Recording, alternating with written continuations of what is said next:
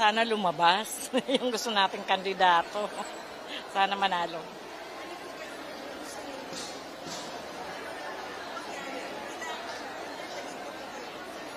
Hindi ko pa feel. Dahil takot ako na maging tagigawa nung nangyari sa akin. Nung ma-ospital ako, libre lahat, pati gamot. Tapos, ang babait ng mga doktor talaga na nag-assist sa akin. Libre lahat. Libre pati yung, kasi may thyroid ako, libre ang thyroid, libre ang sa dry eyes, libre yan. Magre-refill ka lang sa center, may gamot ka na.